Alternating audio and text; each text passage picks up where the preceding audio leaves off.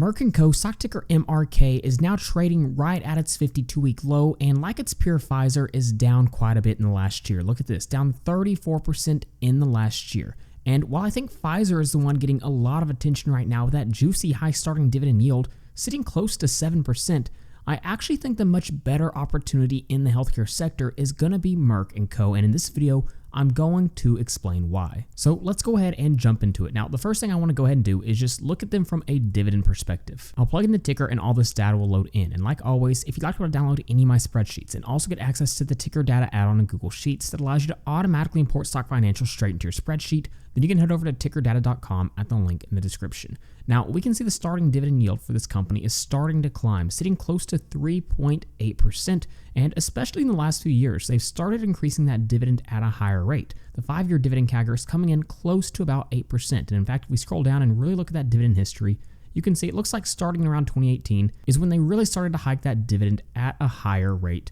And if we look at that free cash flow payout ratio, yes, right now it is high, sitting at about 81.4%, for 2023, but we're going to dig into that a little bit more by looking at the latest quarter's earnings and the full year earnings for 2024 that they just released. So let's go ahead and jump into it. Now, if we scroll down, we can see fourth quarter worldwide sales came in at $15.6 billion, which is an increase of 7% from fourth quarter 2023. And if we exclude the impact of foreign exchange, growth actually jumps up to 9%. And here's what's really impressive as well. If we look at this on a full year basis and also exclude the impact of foreign exchange, top line growth came in at 10%. So the actual underlying fundamentals, the top line growth of the business, actually was really good over the past year. That's obviously a major positive. And then if we jump back over to Seeking Alpha and actually just look at the earnings results, we can see a beat on top and bottom lines. So what's the reason for the huge sell-off that we see not just the last year, but if we look at the past month, now down 16.39%?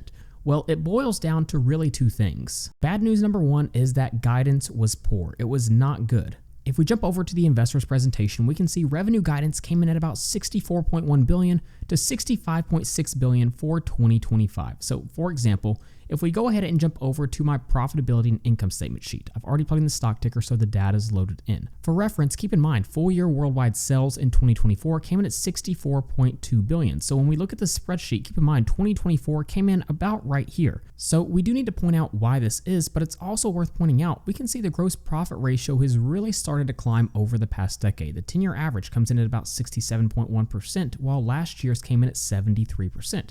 That's another huge positive for this company. But back to this 2025 outlook, why is guidance telling us we can't really expect any top line growth? Well, they address this on the next slide, and we can see they sneak it in right around here. It comes with Gardasil.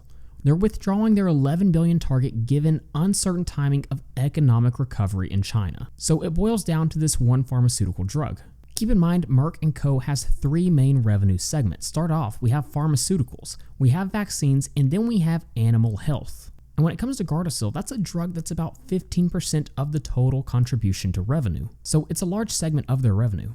Obviously, the market didn't like the fact that they withdrew their price target for this drug in China. But with that being said, they also stated they're well positioned to drive strong growth beyond 2025. Also, their growth expectations outside of China remain unchanged. So obviously, anytime we talk about these healthcare stocks, the growth is always going to come from what's in the pipeline. How are they going to be able to continue to expand their product pipeline, and how much revenue growth is that going to generate? Well, one of the things we have to talk about is Keytruda. This is their largest drug by revenue generation. It's around 45%. And we can see Keytruda sales reach $7.84 billion, exceeding the $7.6 billion in the consensus.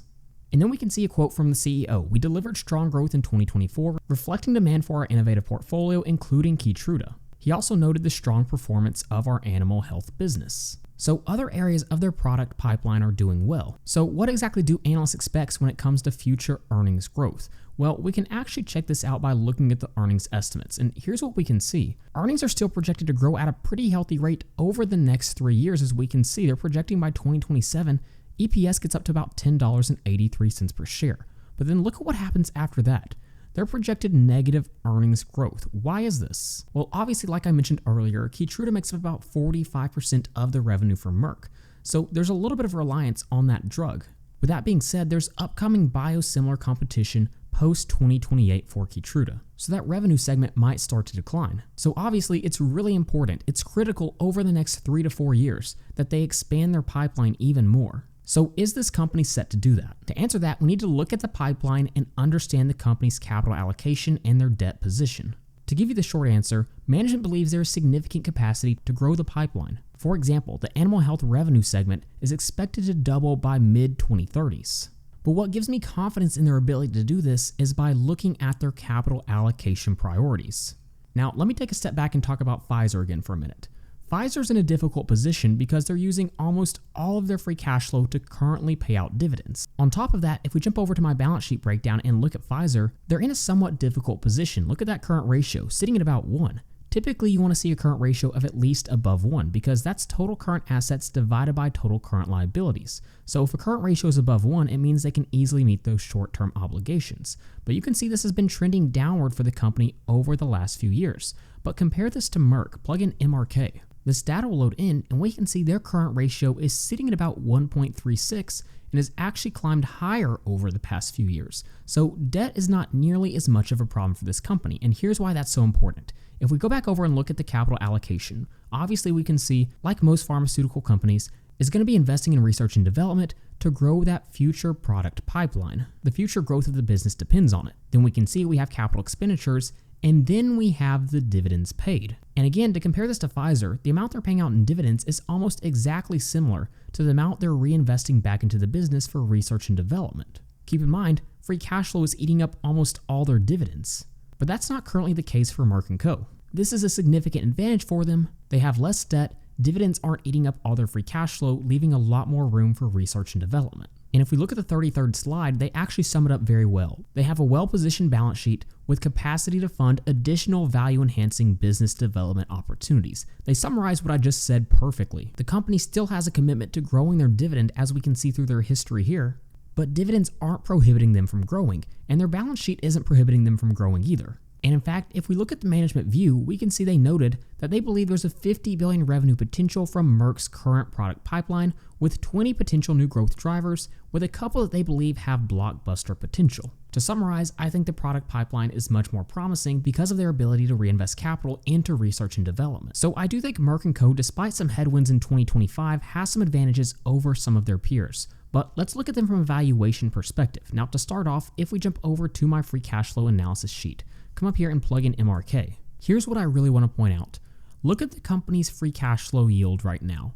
This is a valuation metric telling us for every $100 we invest into the company, how much in the trailing 12 months have they created in free cash flow. So the answer for Merck & Co. is about $7.07. Well, their 10-year average is 4.95%. So every $100 you invest into this company is generating far more free cash flow than the company has historically done over the past 10 years. So you can definitely argue the company looks more attractive from a valuation perspective compared to how they've historically been valued. And we can see the same is true with these other free cash flow valuation metrics. The price to cash flow metric looks a lot more attractive right now than historically speaking, and the same is true with EV to free cash flow. But let's dive into this even more by jumping over to my true stock valuation sheet and come up here and plug in MRK. Now, the first valuation that I want to look at is going to be Graham's valuation, and this values the company based on their future earnings growth. So the first thing we need is the estimated earnings per share average for 2025. And with the ticker data add-on, we can easily bring this into our spreadsheet. We'll just do equals ticker data, select the stock ticker, select the metric that we want, and then select the year, which is 2025, and hit enter. And what we can see is the estimated earnings per share average is coming in at about $9.01, which might be a little bit on the high side, but let's go ahead and plug it in just a little bit lower. We'll say 8.85. I'll hit enter. Now, what we need is our growth rate projection moving forward. And like we saw earlier, for the next few years, growth rate projections actually look pretty good, and then they're projected to be quite a bit lower, which is debatable, to be honest. But let's go ahead and jump back over to our valuation and say we want to go with the low end, maybe about 5.5 growth rate.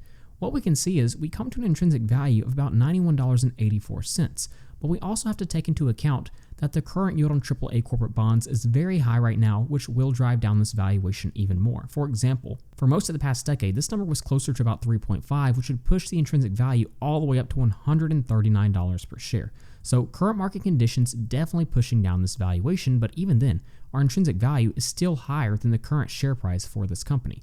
Now, the next valuation we'll look at is going to be the historical multiples valuation. And basically, we're looking at how the company's valued right now compared to how it's historically traded. So when we look at this charted out, we can see there's a huge outlier here in 2017, but we'll address that in a minute. We can see for the trailing 12 months, the price to earnings ratio is about 15.7, while the average PE ratio over the last decade is 27.47. With that being said, the company looks about 43% undervalued compared to how it's historically traded. Now, obviously, I would argue that we have to remove the outliers, especially like in 2017. So let's remove this outlier. And then we can see the average PE ratio drops down to about 24.3. But even then, we're still looking at an undervaluation of about 35% compared to how the company has historically traded. But let's not just value them compared to how they've historically traded, let's value them compared to how the market is valuing their competitors with the multiples valuation. We can see we have Pfizer, Johnson & Johnson, Norvetis. We can see the average price to earnings multiple for these companies right now is sitting at about 21. Keep in mind, these are companies that have also been hit hard over the past year. But if we apply that same average price to earnings ratio to Merck, we'd come to an intrinsic value of about $142.05, significantly higher than the current share price. Finally, if we look at that dividend discount model, let's assume a dividend growth rate of just 5%, discount rate of 8.5%. We come to a dividend discount model price per share of $93.60. So when we jump over to the output tab and average these three valuations together, we come to an intrinsic value of $109.16, which is almost 24% higher than the current share price. So with a 10% margin of safety, acceptable buy price of $98.25, with a 20% margin of safety, an acceptable buy price of $87.33. So we're seeing that this stock is actually in our buy range. So when I compare the stock to a stock like Pfizer, I think this is a much better opportunity, a much better risk-reward ratio. Now, the key item that we do have to look for is, again, those earnings per share revisions after 2028 drop pretty considerably because Merck's biggest risk is its reliance on its drug Keytruda, which will have more competition post-2028. But again, the bull argument to this is the capital allocation looks so good, they should be able to reinvest into research and development, and they'll also have opportunities to acquire new biotech firms to help fill that void. But go ahead and let me know what you think of Merck & Co. in the comments down below. And like always, if you'd like to download any of my spreadsheets and also get access to the ticker data add-on in Google Sheets that allows you to automatically import stock financials straight into your spreadsheet, then you can head over to tickerdata.com at the link in the description. So with all that being said, thank you guys so much for watching, and please don't forget to like and subscribe to the channel.